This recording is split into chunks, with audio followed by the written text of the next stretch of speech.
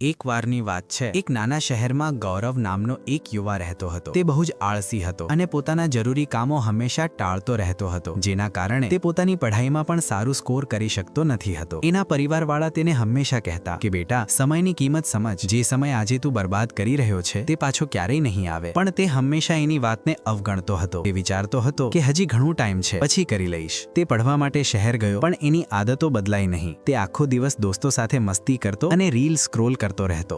ગૌરવના શહેરમાં એક બુદ્ધિમાન વૃદ્ધ માણસ રહેતા હતા, જે ઘણો સમજદાર અને ઈમાનદાર હતા. એક દિવસ ગૌરવે નિશ્ચય કર્યો કે તે આ બુઢા માણસને મળવા જશે, એટલે કે થોડું શીખવા મળી શકે. ગૌરવ તે બુઢા માણસ પાસે ગયો. તે બુઢા માણસ એક ઝાડ નીચે બેસીને ધ્યાન કરી રહ્યા હતા. ગૌરવે તેમને નમસ્કાર કર્યો અને કહ્યું, મારી મદદ કરો. હું જીવનમાં નિષ્ફળ થઈ રહ્યો છું. મારા દોસ્ત મારાથી આગળ નીકળી જાય છે અને હું પાછો પડી જાઉં છું. મને તેમના કરતાં સારો બનવું છે. હું શું કરું? બુદ્ધ માણસે કહ્યું, બેટા, તું સંઘર્ષ એટલે કરી રહ્યો છે કે તું હંમેશા પોતાના કામને ટાળતો રહે છે અને સમયની કદર કરતો નથી. હું તને એક કહાની કહું છું, જેથી તને સમયની કિંમત સમજાય. બુદ્ધ માણસે કહાની શરૂ કરી. એકવાર એક રાજા હતો, જે બહુ જ દયાળુ હતો. તે પોતાની પ્રજાને ઘણું પ્રેમ કરતો હતો અને હંમેશા મદદ કરતો હતો. એક દિવસ તેને એક એવો આદમી મળ્યો, જે બહુ જ આળસી અને ગરીબ હતો. તે હંમેશા પોતાની મુશ્કેલીનો દોષ બીજા પર નાખતો હતો. રાજાને તેના પર દયા આવી. રાજાએ કહ્યું, ચલ એક સોદો કરીએ. સૂર્ય અસ્ત થાય એના પહેલા તું મારા રાજ દરબારમાં આવ. જેટલું સોના ચાંદી તું લઈ જા શકે એટલું બધું તારું. તે આદમી બહુ જ ખુશ થઈ ગયો અને રાજાને ધન્યવાદ આપ્યો. તે ઘર તરફ દોડ્યો